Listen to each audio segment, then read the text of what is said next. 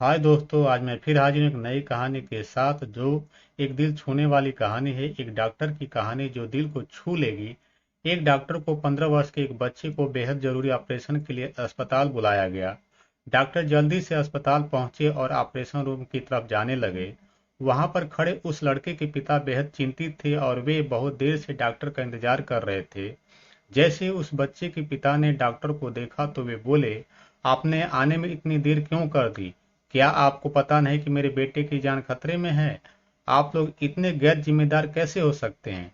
Doctor ने कहा, श्रीमान मुझे माफ कर दीजिए। मैं अस्पताल में नहीं था और जैसे ही मुझे फोन आया मैंने जल्द से जल्द अस्पताल पहुंचने की कोशिश की है। कृपया आप शांत हो जाइए ताकि मैं आपके बेटे का इलाज कर सकूं। लड़के के पिता ने कहा, शांत हो जाऊं?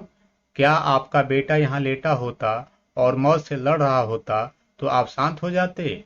डॉक्टर ने कहा, मिट्टी से हम आए थे और हमें मिट्टी में ही मिल जाना है।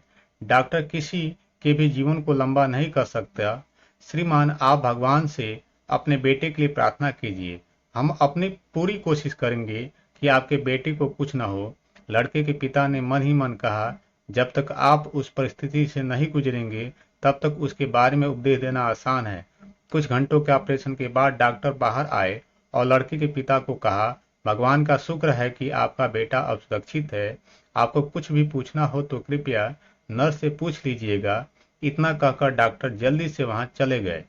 लड़के के पिता ने पास में खड़ी नर्स से कहा, कितने घमंडी डॉक्टर है। क्या वे कुछ मिनटों के लिए नहीं रुक सकते थे? मुझे मेरे बेटे की स्थिति के बारे में जानना है। नर्स की आंखों में आंसू थे। नर्स ने कहा, कल डॉक्टर के बेटे का निधन हो गया था। जब हमने आपके बेटे के ऑपरेशन के लिए फोन किया था तो वे अपने बेटे के अंतिम संस्कार को बीच में छोड़कर ऑपरेशन करने आए थे। अब लौटकर वे अपने बेटे का अंतिम संस्कार के कार्य को पूरा करेंगे।